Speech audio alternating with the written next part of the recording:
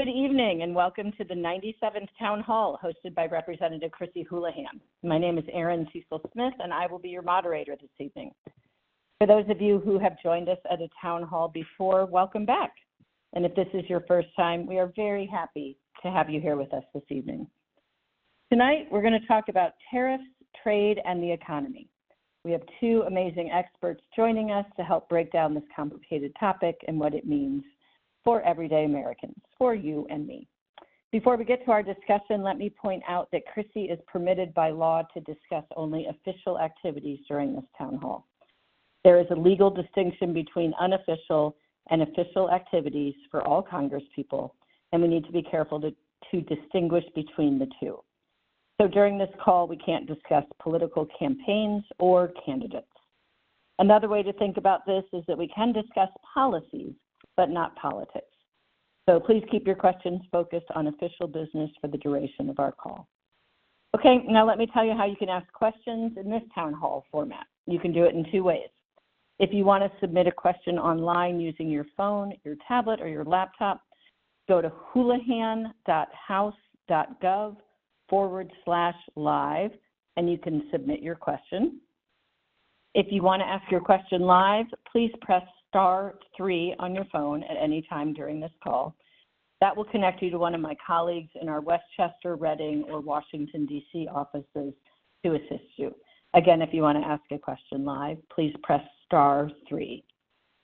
Judging by the size of our audience tonight and our past experiences in the 96 town halls that Chrissy has held, we know that it's unlikely for us to get to everyone's questions tonight.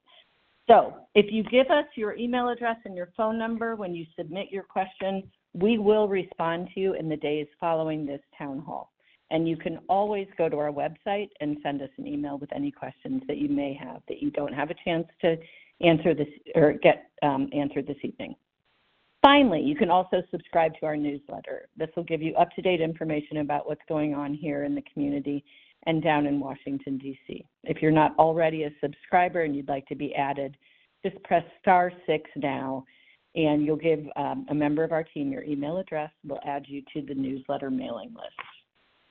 Finally, without further ado, let me introduce your host and our representative, Chrissy Houlihan. Chrissy, take it away. Thank you, Erin, and just making sure that you can hear me okay? I can hear you great. Thank you. Oh, excellent. Okay.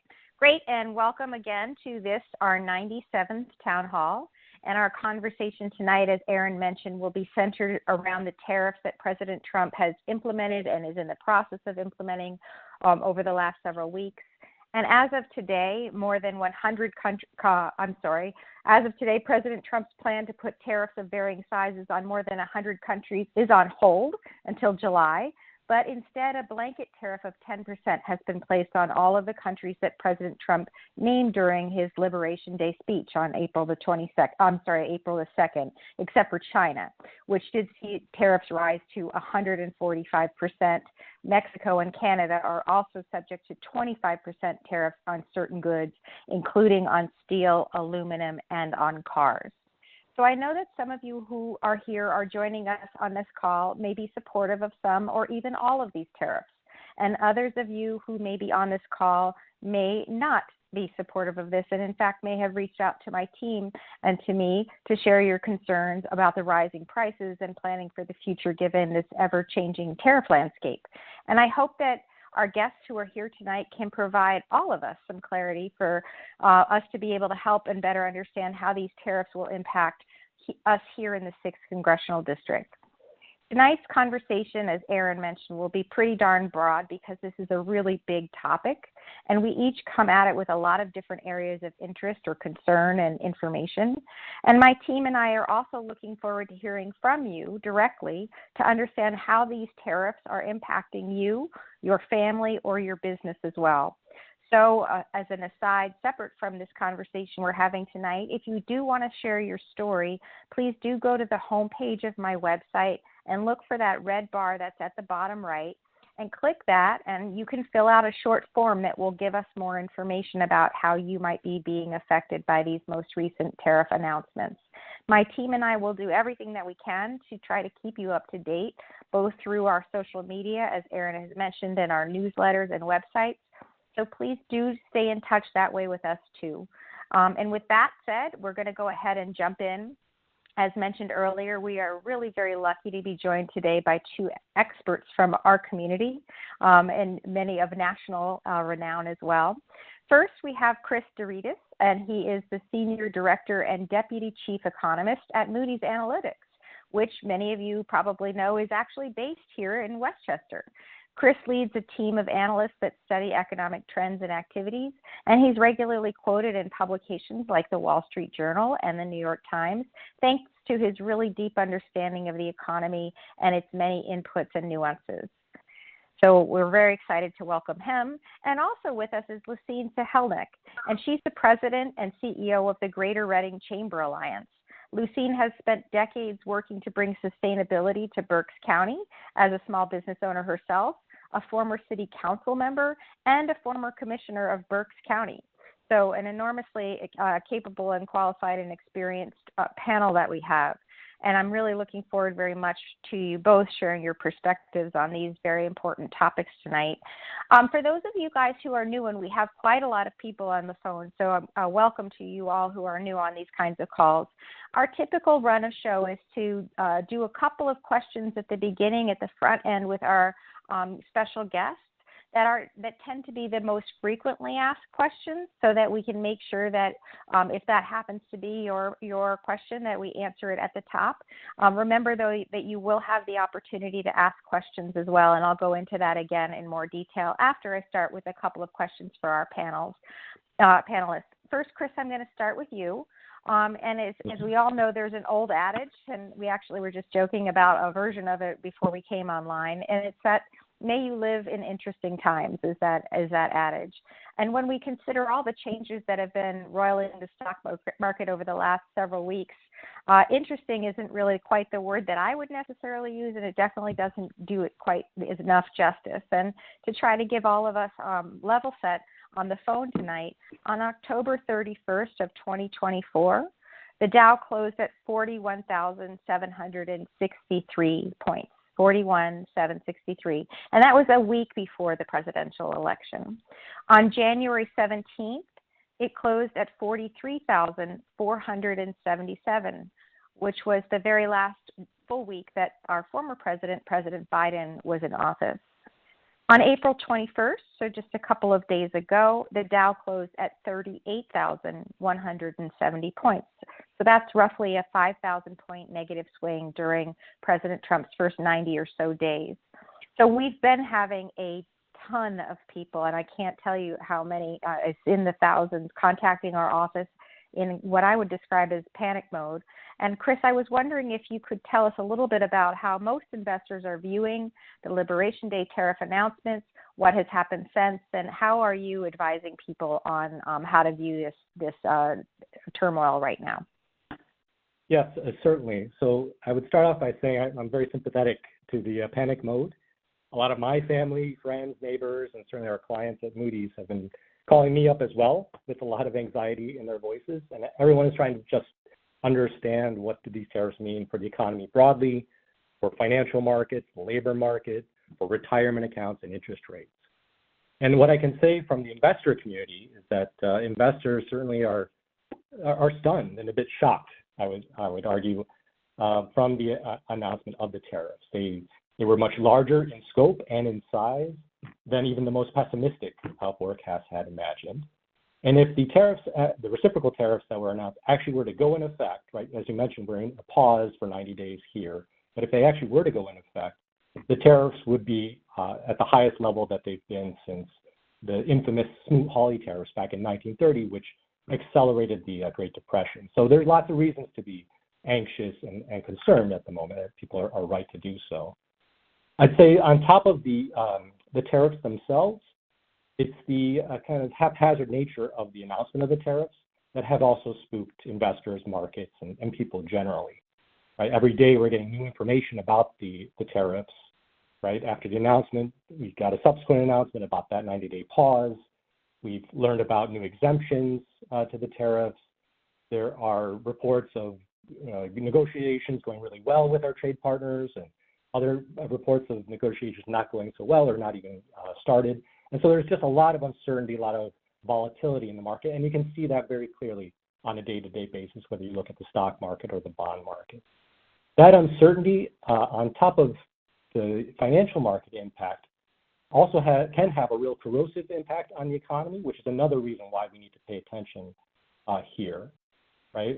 When we have uncertainty in the market, households are going to pull back on their spending. A lot of people, I'm sure, on the line here may be thinking about buying a home or buying a car, doing a renovation on their house, and maybe having some second thoughts here, just wanting to see how this all plays out, getting a clear idea of what's up ahead. So we are starting to see some signs of households kind of pulling back on their spending, just taking a wait-and-see approach.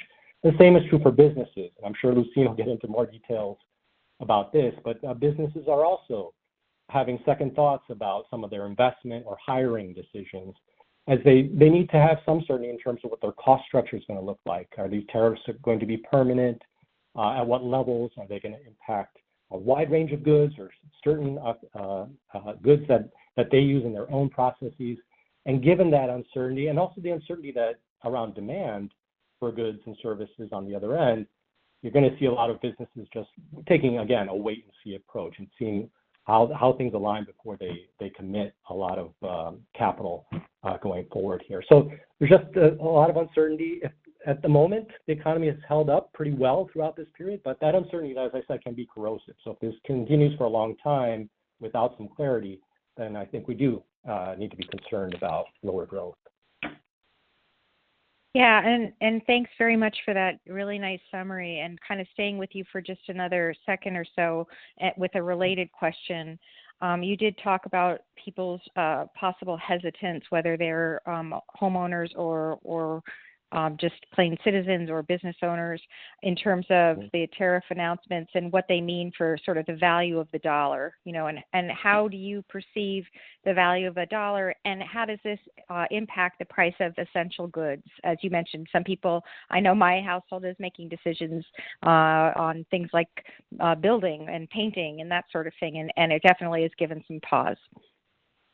Yeah, absolutely. So just as I would say, U.S. consumers and U.S. businesses are making decisions or trying to understand what's going on here, certainly you have foreign investors as well having some trepidation or some uncertainty about what the future looks like.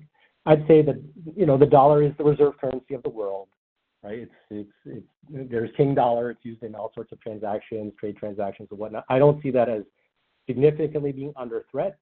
But at the same time, I do see evidence of kind of foreign investors looking to diversify. They're unsure of what the future looks like in terms of U.S. growth prospects, what the tariffs look like, what impact that might have. So they are looking at investments in other assets in other countries, whether it's in Europe or Japan, other parts of the world as well. So the dollar has weakened over this last few weeks as well. So that's clearly having an impact. It's also having a potential impact on our bond markets as well, as investors take a second look at their assessment of how likely they are going to be repaid or what interest rate they demand on U.S. government bonds in order to take some of the potential risk there of non-repayment. So there are some real negative consequences that we've already seen that certainly are being worked out through the financial markets. And do you think that, or have you seen any impact on the price of goods yet? We haven't seen much in the way. There certainly are some sporadic price impacts that we've seen, but it's still a little bit early. To a large extent, you did have consumers and businesses kind of pulling ahead some of their consumption or some of their spending prior to the tariffs, trying to get ahead of them. Right, so you saw some of that consumption or some of that spending occurring earlier than it normally would. So we haven't really seen that full price effect yet. You also have businesses and certainly retailers trying to kind of hold the line here when it comes to prices. They understand that if they, try to pass through large price increases, they're going to get a pretty negative response from their customers. So I think at this point, you're not really seeing the sharp increase in prices just yet, outside of a few key products, but I would expect that, again, as we move forward here, if in fact these tariffs are here to stay, you are going to see more of those price effects coming in, and you will see prices of some of the key inputs, some of the key things that consumers buy, particularly from overseas, rising fairly substantially. Yeah, and that scans with. I've spent the week in our community talking to a lot of our businesses, and that feels a little bit aligned with what I've heard from them. Many people bought in inventory or bought in, raw materials because in anticipation of what would be an uncertain period of time, but they haven't passed on the price to their customer quite yet because they're still in a wait and see kind of a mode. So that makes sense.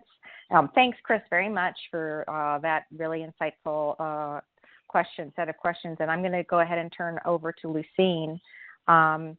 Wondering if you could help us, as mentioned in my introduction of you, you are the president of the largest chamber of commerce in Berks County, and you're a small business owner yourself.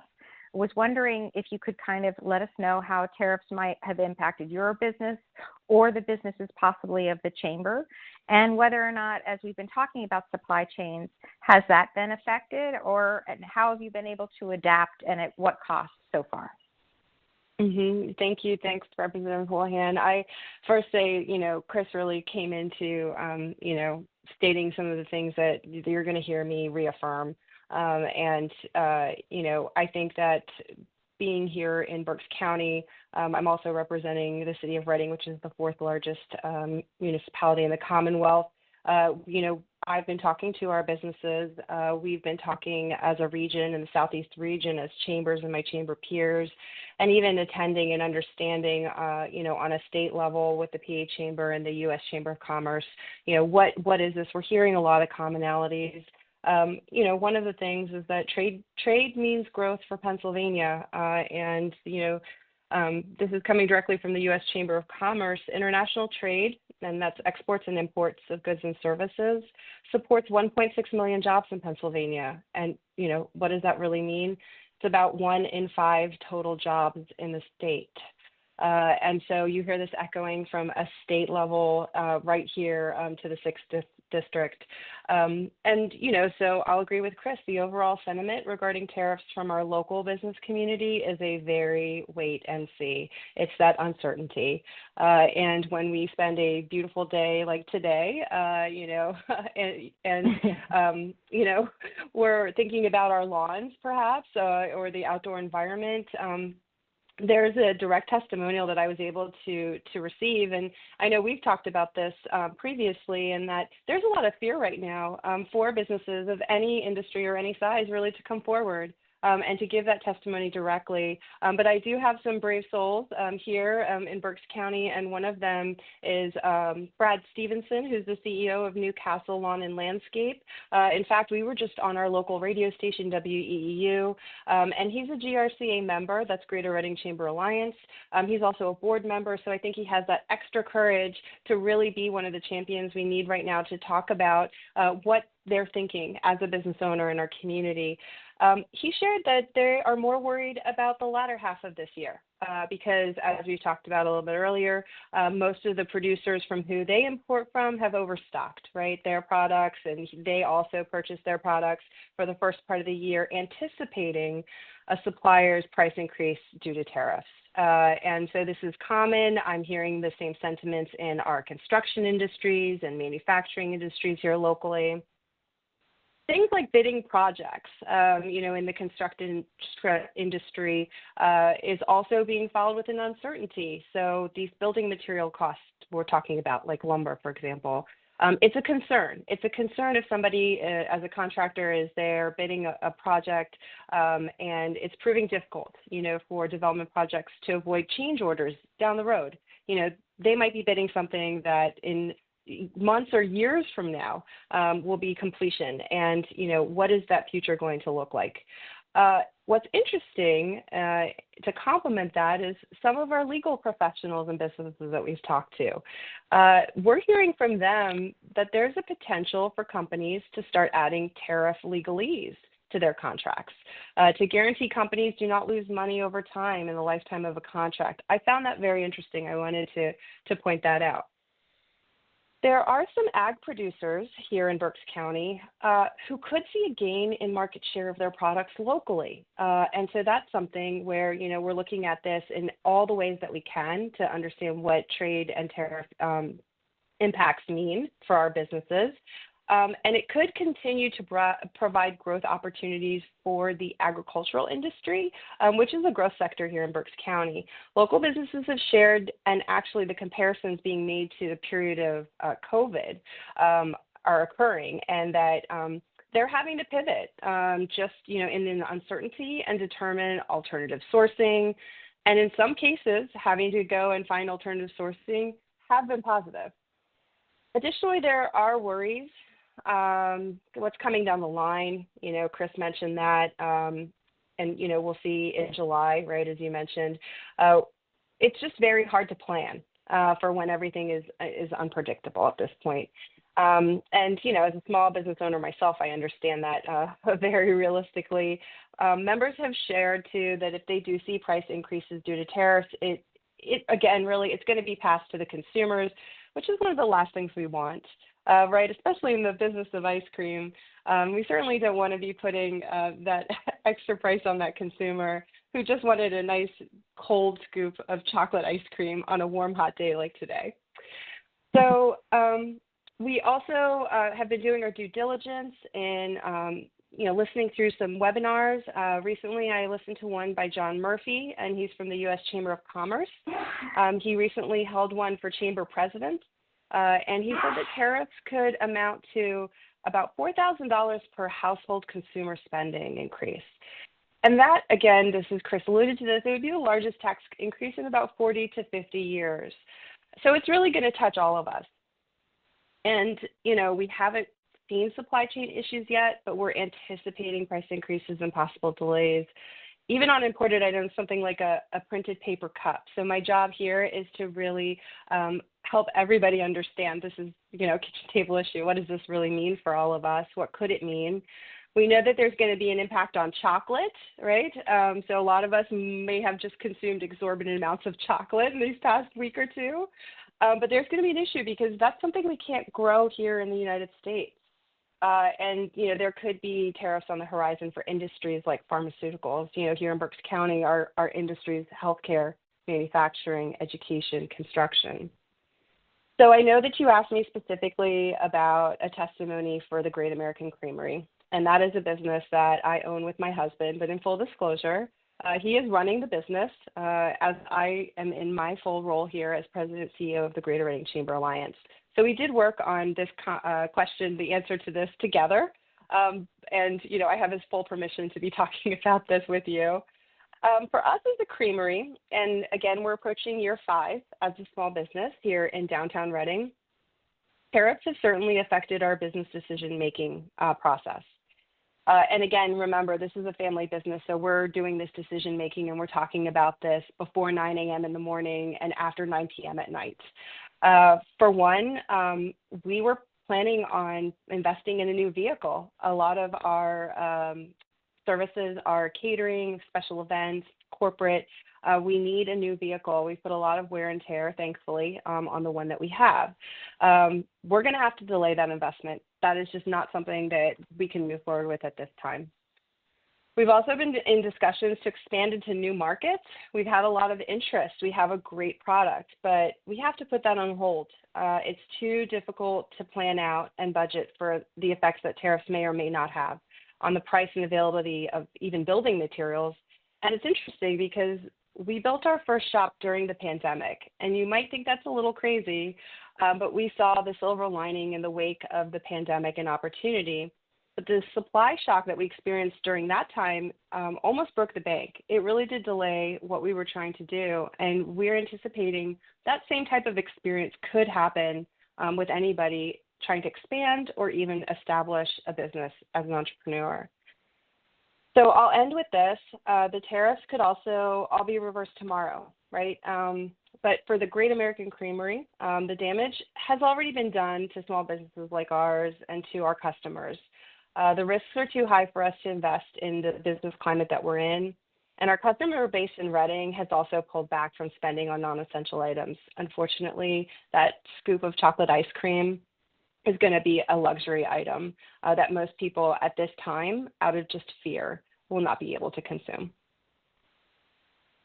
Well, wow, I really appreciate the example, and I've spent, as I mentioned, kind of the week talking to business owners and operators, both small and large in our community, and gotten many of the same kinds of anecdotes. And to your point, Lucy, very, very few, which actually quite worries me, are willing to share anything publicly. And that feels like a really bad environment that we are in, where we are fearful of telling people, what the implications are of actions of our government. And that worries me.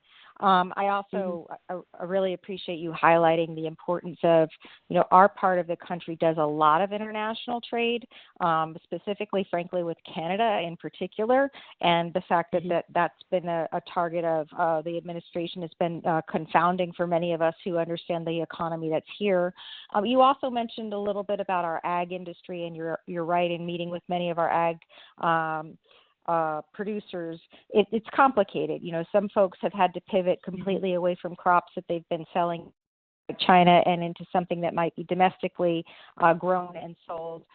Some people have tried to have businesses in both, as an example, Canada, Mexico, and the United States to try to service all kinds of customers. They've had to make pivots there that have caused spoilage of food. It's been quite an interesting dichotomy of stories there. And you mentioned, of course, things like ice cream or like coffee or pharmaceutical ingredients. Those kinds of things are pivotal, central to some of the industries that are here, some of the things we enjoy, and also some of the things we need to survive. And so I really appreciate you two and your opening questions. And I think what it's important to do now is to pivot to our audience, and I will turn it back over to Erin to see what kind of questions we have and to give you instructions again on how to ask them. Thanks, Chrissy. As a reminder, if you want to submit a question online, please go to houlihan.house.gov/live. Otherwise, you can press *3 and you'll be connected to somebody in our office who will take your question. And Chrissy, we have a ton of questions, so we are going to go right to our first one. It is an online question from Greg Z. He would like to know what steps could be taken in order for Congress to claw back the ability to set tariffs. Hi, Greg, and thanks very much for the question. And it's an appropriate one because the reality is this is Congress's job. Setting this sort of authorities, authorizations, and standards and tariffs are the responsibility of Congress. And there are some pieces of legislation that have been introduced in both the House and the Senate that would allow for us to kind of put the brakes or tap the brakes or put checks on the president or the executive's power. For instance, there is something called the Trade Review Act. That was recently introduced into the House and the Senate, and that would establish kind of a process that Congress review any new tariffs or increases in tariffs that might be imposed by the executive branch, and I think that that's a step. We also have the House and the Senate, unfortunately, and the presidency all within the control of one party, and that makes it quite hard to kind of unclog the power of the Article 1 part of the government, the Congress. Because all three of those are in Republican control, things like the bill that I just talked to you about, the Trade Review Act, is very, very unlikely to be put up for a vote. It would need to be put up for a vote, and then it would also need to, frankly, overcome a presidential veto, which would then raise that threshold to 2/3 for us to overturn that. You may have followed last week that we took a vote on kind of top-line budget items or budget numbers. Included in that vote, I believe, was a piece of a language that basically excused members of Congress from voting on tariff changes, which I think is an abdication of our duty and our authority and our constitutional responsibility. The other avenue, because of Congress's inaction right now, is, of course, through the courts. And there are challenges, many, many of them, that are not just coming from places like Congress, but are coming from people who are harmed, people who have a court case, so to speak. And these groups are challenging whether or not it is legitimate for the President of the United States, for the executive branch to do these sorts of tariffs. And the way that these have been done is by declaring a national emergency. And so there are mechanisms, that exist. Whether or not we exercise those mechanisms and how what the outcomes are when they comes to the court, it remains to be seen. But those are the things that can happen to respond to executive action. Erin, is that good, or should we turn it over to our panelists, or should go to another question?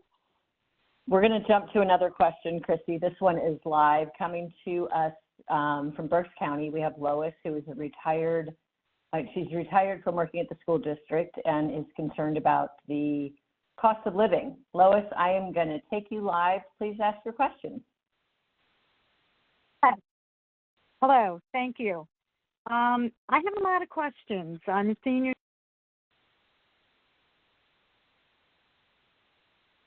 Lois, are you still there? Lois, can you start again, please? Sure. Thank you. I'm a senior citizen, and I've been retired for a few years. I am raising my 14-year-old granddaughter, which I adopted. And my concern is, those of us who are living on a fixed income, it's really hard. I mean, I tried, to get some assistance, and they told me that I made too much money. Well, I don't quite think so. But what is really? I don't want to be in this. I worked all my life and everything, and I do have a pension. And I was fine. I was doing great until all this. Every time I go to the grocery store, which no matter if it's 2 times a week or whatever, I seem to be spending about $80 for the shopping type bags of stuff. Yeah. And yeah, I know cut back. And I just have a lot of issues. I don't know if this is relevant about anything. Oh, it's very relevant, Lois. You're a long time ago. Yeah. When I Thank you, Lois. Christy, go ahead. Yeah, I know. I really appreciate you first of all calling in and participating, and second of all, I really can only try to empathize with the situation that you're in with a fixed income, and also raising a relatively young person with usually an insatiable appetite at that age. And I can hear in your voice the anxiety and the stress. And remember when I was a girl going grocery shopping with my mom, and we used to go to the commissary. My family were military, and my mother used to teach me that one overflowing grocery cart was $100, and so this was 1,000 years ago, because I'm not a young person. But now to your point, you bring a bag of groceries and it's $50, and it's nowhere near an overflowing grocery cart. So I understand, and I am worried that a lot of these tariffs and actions, as well, frankly, as the kind of threats that we're starting to hear rumblings of to Social Security, Medicare, Medicaid, those kinds of things are really, really worrisome to a significant part of our community, you obviously included. If it's okay, I'd like to go ahead and turn your concern or question over to see if our panel might be interested in answering that question. Lucine, do you have any thoughts on that, for our local area? And of course, Chris, you're local as well. Yeah, thank you. And, I also hear the concern, and that vulnerability is appreciated. Households are pulling back on spending, and I'm hearing that from you. I can relate to what you're saying too, because, we as a household are looking at our budgets. This is a really good time to sit down and look at your spending. we have noticed, and it's interesting that we're talking about groceries because that came up recently. It's every time I go to the store, and actually my husband goes to the store, it's $50, it's $75, and that's a little bit more and outside of, our cost of living and what we've budgeted. And so, I think it's very real, sharing and making sure that that we're all experiencing and seeing this and the uncertainties, and that it's I said earlier, it's kind of a kitchen table issue.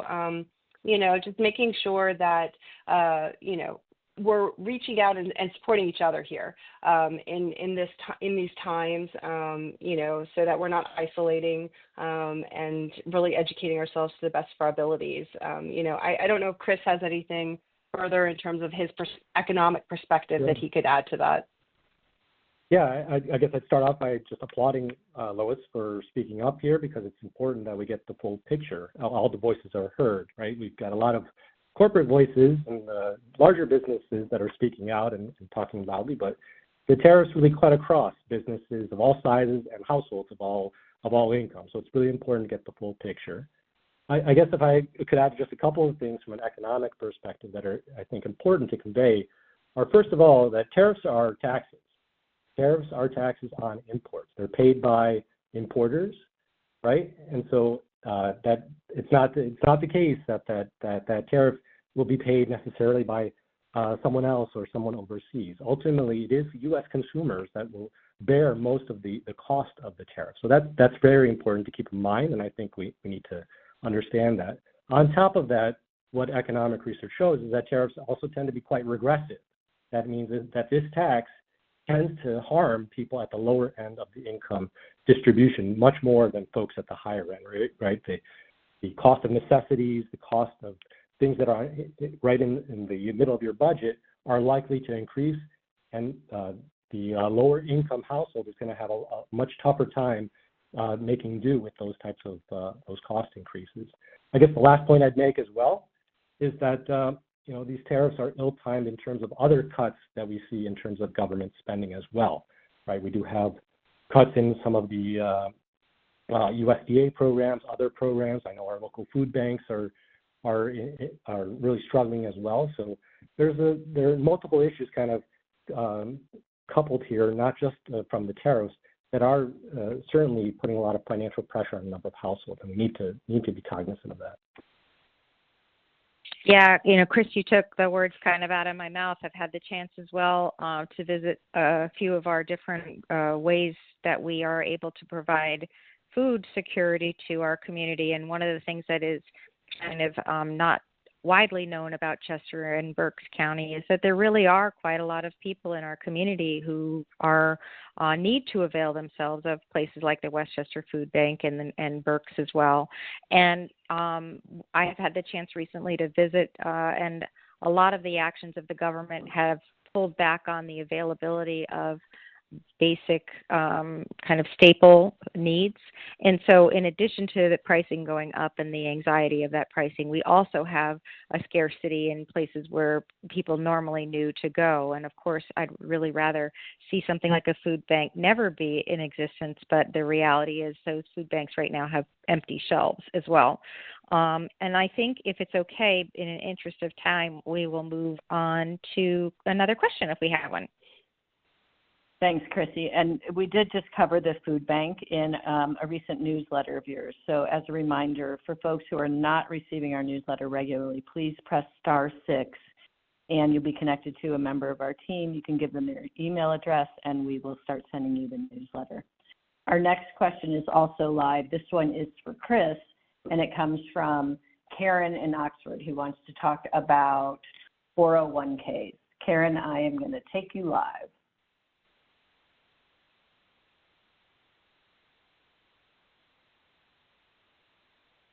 Karen, can you hear us? Hello? Can you hear me? Yes, we can. Go ahead, Karen. Yes. Okay. You can hear me now? Yep. What I was thinking was there are millions of us seniors who have not only 401ks, but we have fully vested 401ks. And I was wondering if there are ways we can use that fully vested status, which means we can move money and we have some control over how our money's invested. If there are ways we can use that essential power to put pressure on the administration and to have maybe make clear our disfavor for certain policies, like the tariff policies. I'm going to turn that one over to Chris and see if he has any brilliant ideas on that. What a very, very innovative idea. And thank you so much for calling in. Yeah, it's an interesting idea. So kind of power of the purse. Can you direct your investments towards certain companies maybe that could put some additional pressure? You know, I'd be a little bit cautious, I guess, to be honest here, in terms of making real personal financial decisions in that direction. I'm not sure how effective that those types of movements would be, and I would worry that you might end up, harming your own personal finances by doing that. I want to disclaim that I'm not providing any financial advice here. There's a lot of great financial planners in the area here, home to a lot of major financial institutions, of course, the largest mutual fund companies down the road from us as well. So lots of people can give you some really great advice. I think there are probably some other more effective ways to really let our voices be heard. If you're concerned and want to get the administration's attention and really call out some of the challenges that you might be facing. I don't know, Christy, if you have anything to add there, Lucine. I don't. I also am not a financial advisor, but I think often about, where the leverage is on these kinds of things in Congress as well. We are theoretically, not even theoretically, but constitutionally, the power of the purse as well. And I'm enormously frustrated that we don't exercise that authority more forcefully. And I've thought about this on all kinds of things that are happening at the federal level in terms of our power as states and local municipalities. But I really, really love the question. I think if it's okay, we'll move on to another question to see if there's anybody out there with other ideas or questions. Thanks, Chrissy. We actually have another live caller. This is Pete, and he's got some questions about hospital supply chains and tariffs. Pete, you are live. Hello? Hi, Pete. Hi. So my question was on hospital supply chains. I had heard that there was a representative in California that was working on a measure to exempt supply chains, hospital supply chains, and couldn't really find anything more on that. Was curious about where that was going. Is it possible to go through or not? That's my question. So I really appreciate the question because it has a lot of complexity and nuance to it. First of all, we here in our community have a pretty large industry that is, medical devices, pharmaceutical ingredients, and pharmaceutical manufacturing. And we do a lot of that business globally with a lot of global trading partners and as well as supply chain partners in, places like China and Mexico, those kinds of places. What I would say is that the last Trump administration, things like medical devices and other things like that were exempted from tariffs. This same exemption, to my knowledge, has not been approved or provided at this point. I will take as an action item for myself and my team to explore who that person is in California, and they do tend to have similar industries and similar interests to our area, is working or is exploring that carve out. I will say that my experience thus far on all of the tariffs, this is a particularly close look on pharmaceuticals and on medical stuff, is that we can all create ideas, and this is a little bit like our last guest, Karen, really great idea. How can we make it happen? And so if this member happens to be on the wrong side of the aisle, my guess is that they won't be able to make their idea happen, and the administration won't necessarily be amenable to the idea. There are very, very fair concerns that I share about the role of China and other players in supply chains, and particularly in on a hospital, things like even PPE and, as I mentioned, pharmaceutical ingredients and hospital devices and those kinds of things. We do as a nation need to be less dependent upon places such as China for those that production and manufacturing. But my concern, and I think based on this conversation that I'm having with you on the phone, as well as many that I've had through some of the task forces that I've participated in, is that we can't execute on that concern and do things too rapidly.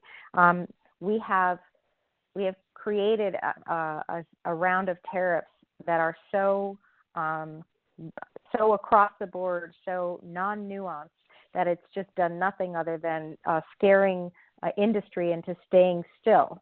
I've had so many different conversations with people who are just like, I'm just going to freeze for the next few months until I figure out what's going on. And it's also done the same thing for the government too. How do you play whack-a-mole when all of the tariffs are being levied across every country? And so I think the other thing that I would say that worries me is that the administration has also signaled that there will be possibly another round of pharmaceutical-focused tariffs. And of course, again, I agree that we need to create the ingredients and we need to manufacture the drugs. But if we do things so rapidly that it causes shocks to all of the supply chains, to your point, Pete, we end up in a world of hurt, literally for the businesses that are the businesses of taking care of us, but also for the individuals that are taken care of. So I worry too. And the answer is that there are all kinds of ways that we can create carve-outs on all of the different kinds of things. And everybody's asking me about that. You know, can you help me on this industry? Can you help me with this product? Can you help me, with this, my company and my process? It feels as though when so many people are asking for help on relief, it may be that the entire process is flawed, not that that it's a good process with some exceptions. Thank you so much for your question, Pete.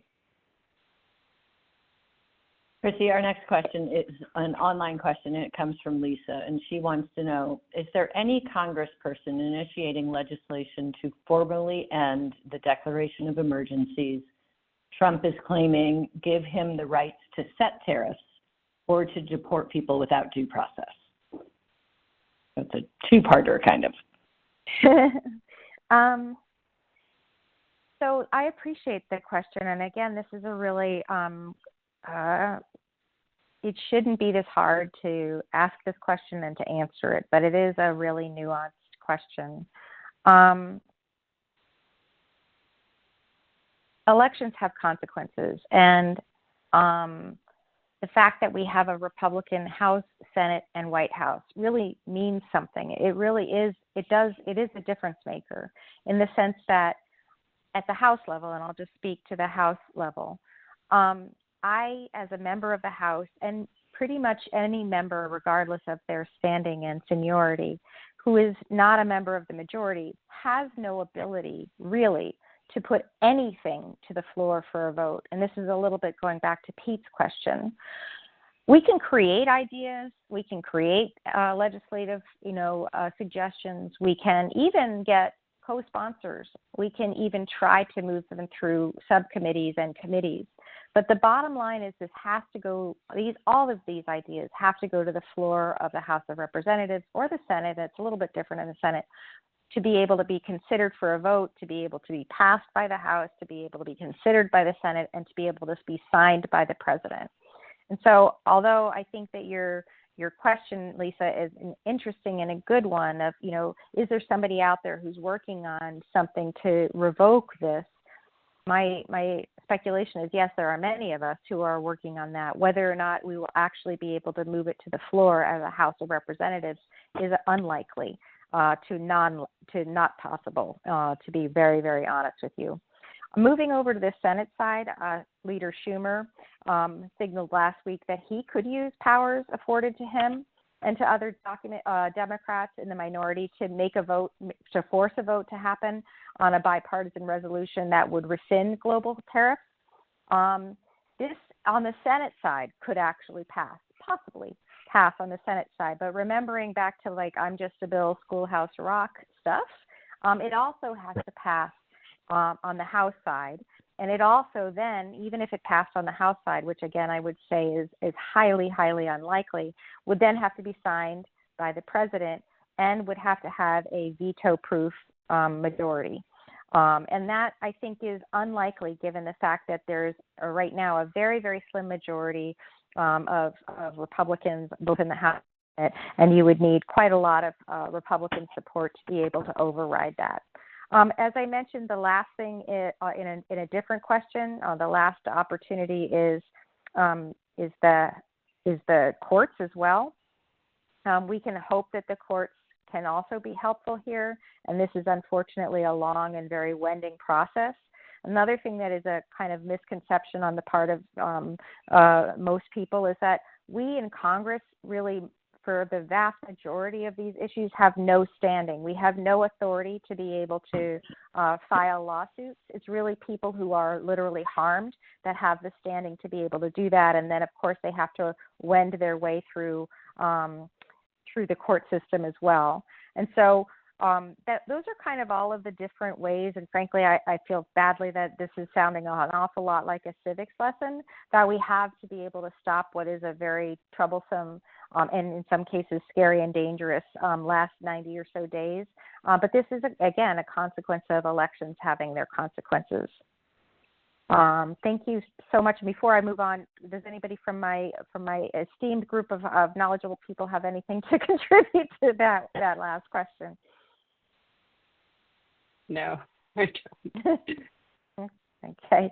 Well, let's go to another one then. Thanks, Chrissy. We have a question from Don, and this is for Chris. Chris, what happens when countries holding U.S. Treasury notes and bonds start cashing in? Don says, for example, Canada holds $380 billion worth of them that they have notified the SEC they would like to unload. Yeah, great question in terms of, again, it goes to the relative strength of the dollar, right? Clearly, right, we're talking large amounts of assets here. It could, an immediate sale in a short period of time could certainly weaken the dollar substantially, right? At the same time, though, it will also presumably cause some consequence for the seller as well, whether that's Canada or China. There are a number of countries that have been bandied around. So it's possible that does happen, but I would argue it's unlikely. The more likely path forward I see here is that you'll just see countries and foreign investors pivot their portfolios, right? Maybe they don't sell en masse, but now maybe their new investments, they won't all go to the U.S. They will pivot more and more of those assets to other countries, to other bonds, other nations, right? So that's an erosion of the U.S. dollar, but it's not a complete collapse.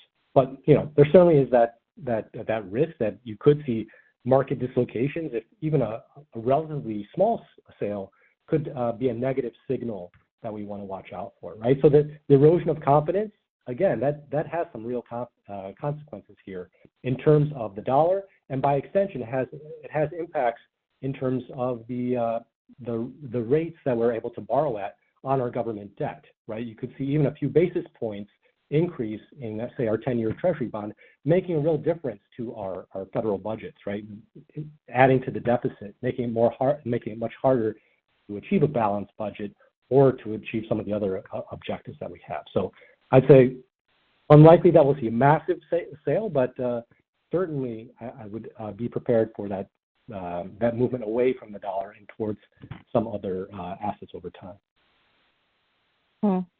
Really interesting. I wish we had more time to learn more about that, and also I'd at some other point maybe love to have an offline conversation with you about cryptocurrency too, because I'm really interested in trying to understand that more. Aaron, do we have any time for more questions? Chrissy, I'm going to give you the last question. This is an online question as well, and it comes from Linda. It might be the million-dollar question for the panel. Is Trump going to decrease the tariff amount for China so Americans do not have to pay so much? Hi, Linda. Wow, that is a $1 million question that I have to be terribly honest about. I don't have any idea. If there's one thing that I've learned is that I don't know what will happen from one day to the next with this administration, with this president. I can't certainly predict that, and nor should I probably be able to. So no, I don't have that information. Although what I do know is that it really does help, going back to the frustration that I have that people aren't speaking up and aren't being more vocal. I do know that it matters when we say something. I do know that it matters when we call our representatives and when we, express our frustration. Because I think that eventually makes a difference. I will turn it over to our panelists and see if you guys have any insight. Gosh, I don't have any direct insight. I do ahead, subscribe Chris. to the old. I was going to say I don't have any direct insight, certainly, into the administration. I do subscribe to the old adage, though, that if something cannot go on forever, it will stop. The question is, when will it stop, and will it stop soon enough? Right? I mentioned earlier that the uncertainty is doing some real harm to our economy, but there's still time to kind of pivot here. But there's a limited window, so I really hope that there are some negotiations here to come up with a more tenable solution. And Lucy?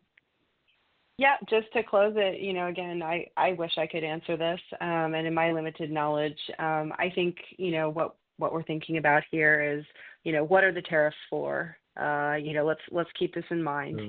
What is and why maybe is this happening? There's not a lot of clarity. So that's the challenge to date. But, there's speculation, could it be to protect, domestic industry? Could it be to raise revenue? Could it be to assert leverage, in negotiations? Are these negotiation tactics? But, I don't think that they can all work simultaneously, if those were the reasons. And again, I agree, like at some point something will give, right? Something's going to change. But we won't stay in this current phase or season as we are now. So I think, thank you for doing this. Let's all keep talking about it. Let's all keep checking in with each other.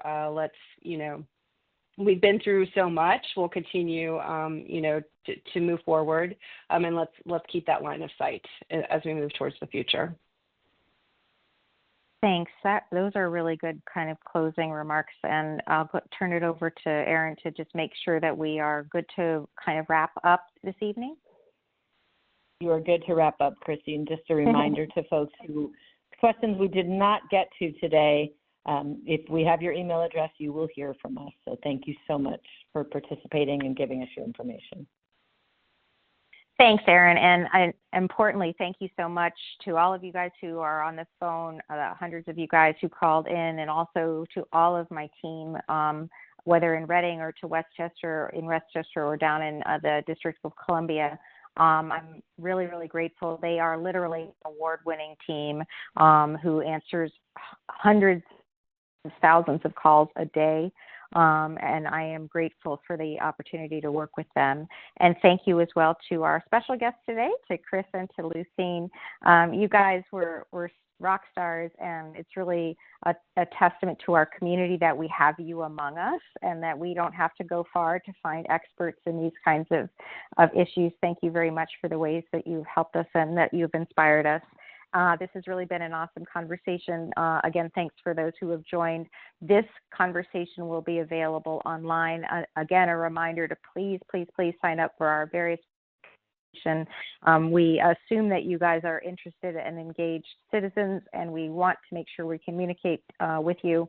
Serving all of our community is really the privilege of an honor of my lifetime. I know that my team shares that feeling as well. I hope very much to continue to have these conversations and dialogues. We do town halls very, very regularly, some online and by phone and some in person. We welcome you to any and all of those. Again, until the opportunity comes to see or speak to you again, please take care of each other and be well. Thanks very much for joining us.